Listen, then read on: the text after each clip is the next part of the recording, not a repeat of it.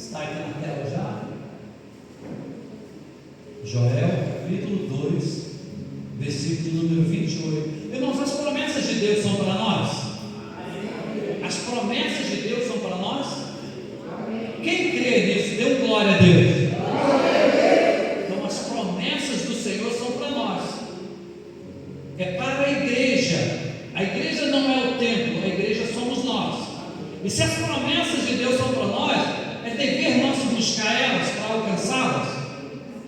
É, igreja, é dever nosso buscá-las. Então, vamos lá, vamos ler juntos, vamos colocar de pé, porque nós vamos ler a palavra do Senhor. Um versículo só. Livro do profeta Joel, capítulo de número 2, versículo de número 28. 1, 2, 3.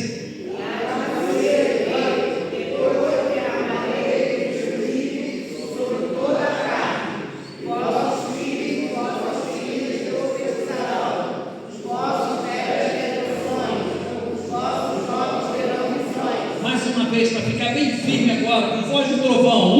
1, 2, 3.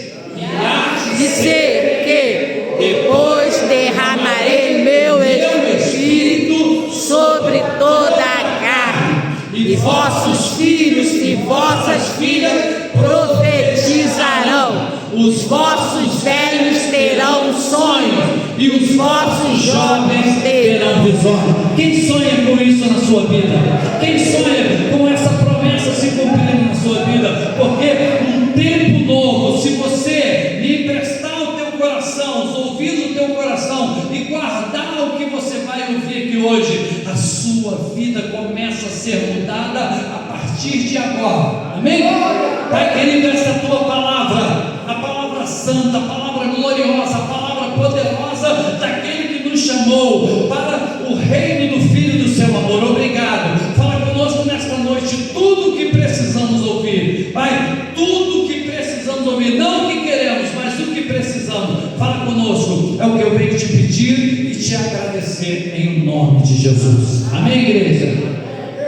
Irmão, uma coisa, precisa sentar, preste bem atenção. Promessa de Deus é para o seu povo, promessa de Deus é para você, para aqueles que são fiéis, para aqueles que são tementes. E eu quero dizer para você que ainda não alcançou o grau de fidelidade, eu quero dizer uma coisa para você. Pedro andou ao lado de Jesus, viu os milagres, aonde os maiores milagres aconteceram, Pedro estava, Pedro, Tiago e João. Mas no final da caminhada de Jesus, ele deu uma palavra para Pedro. Ele disse assim: Pedro, quando você se converter. Então, irmão, se você ainda não atingiu o patamar que Deus quer, lembre-se sempre do que eu vou te falar agora, tá? A conversão somos nós que temos que nos converter, porque senão o Senhor tinha falado para Pedro: eu vou te converter. Não, ele falou: quando você se converter, diga para quem está ao seu lado, você precisa se converter. Você precisa se converter. Isso. Então, quando nós nos convertemos, nós entramos na posição que Deus quer que nós estejamos. Quando estamos na posição que Deus quer que nós estejamos, irmão, não há como andar descolado do céu. Quem anda na vontade de Deus, quem anda no querer de Deus, anda como ligado com o céu em todo momento, em todo dia. Aonde você vai, o Espírito de Deus está contigo. Aonde você vai? Então ele diz aqui, né? E acontecerá depois, derramarei o meu Espírito. Se você observar na sua palavra, na sua Bíblia, esse Espírito aí está com E maiúsculo. Por quê? Espírito com letra maiúscula. Não é um espírito qualquer, não é um espírito mundano, mas é o Espírito de Deus, aquele que muda, transforma a nossa vida. E quando nós andamos com Ele, nós não precisamos falar: irmãos, olha aqui, a minha credencial, eu tenho 3 credenciais de pastor, eu sou bispo, eu sou apóstolo. Não, você vai caminhando, a unção dele que está sobre você, tá? Ela começa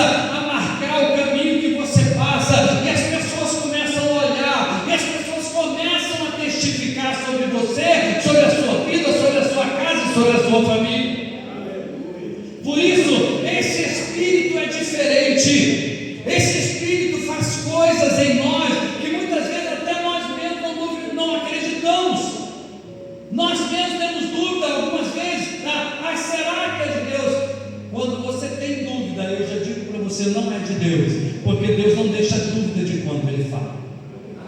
Há 47 anos atrás, eu entreguei minha vida a Jesus, e assim que eu entreguei minha vida a Jesus, algumas coisas muito rápidas aconteceram. Foram 6 meses de uma mudança muito bruta. A primeira coisa que eu notei que eu estava diferente foi quando nós éramos noivos, e ela falou para mim assim: você está muito diferente.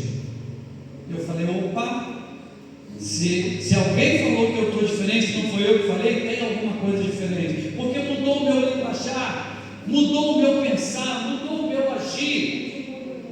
A minha vida inicial com Jesus foi uma vida de caminhada. Eu vou falar assim bem claro com você, não estranhe o linguajar, uma caminhada violenta, porque eu aceitei Jesus, eu abandonei tudo que eu fazia e praticava, e a minha vida era aquela loucura do novo convertido: monte, consagração, reunião de oração, era isso todo dia, todo dia, todo dia, todo dia. E quanto mais eu buscava, mais eu queria. Quanto mais eu recebia, mais eu queria.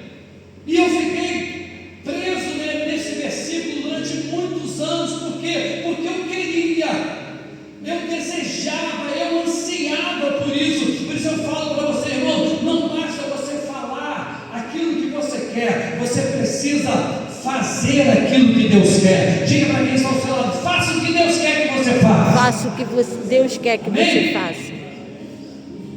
E aí o Senhor continua aqui no livro de Atos, no capítulo 2, no versículo de número 2, veio o cumprimento desta palavra que o Senhor fez, falou lá em Joel. E aqui em Atos capítulo 2, versículo 2, 3 e 4, ele fala assim: de repente veio do céu um som como de um vento impetuoso, e encheu toda a casa onde estavam assentados, e apareceram distribuídas entre eles línguas como que de fogo, e pousou sobre cada um deles. O Senhor enviou o seu Espírito, e sobre cada um dos meus irmãos da igreja primitiva desceu sobre eles. Pastor, foi uma promessa. Se ela não se cumpriu na sua vida, o mesmo Deus de ontem é o mesmo Deus de hoje, e sempre será. Mas Ele não quer que você use a sua boca, mas o seu coração. Quando você falar com Ele: Senhor, eu quero ser da promessa, eu quero falar em mistério contigo, eu quero receber os dons do teu Espírito, e você vai clamar. E lá em Jeremias 33:3 ele fala: clama a mim e eu te responderei, e anunciar-te coisas grandes que você não sabe. E a promessa, ela vem sobre você. Só que observe uma coisa na próxima leitura que nós temos aqui. Eu te convido a ir abrir a sua Bíblia em 1 Samuel capítulo 10, versículo número 6. Eu estou correndo, irmãos, porque o horário está voando muito rápido.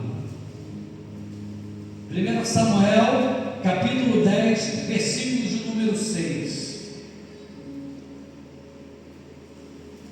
Aqui está falando sobre o rei Saul, mas tem uma palavrinha nesse versículo que eu quero que você observe.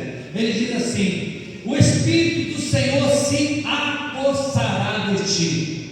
Eu sei que você, quando anda nas suas caminhadas, quando encontra com um espírito, alguma coisa, ele fala que a possessão é do maligno, mas aqui está falando que o Espírito de Deus se apossa de nós. O Espírito Santo, o Espírito de Deus se aposta daqueles que são dele, daqueles que pertencem a ele, daqueles que têm o coração dele. E ele vai aqui: quando estes sinais se sucederem, faze o que é ocasião de pedir, porque Deus é contigo.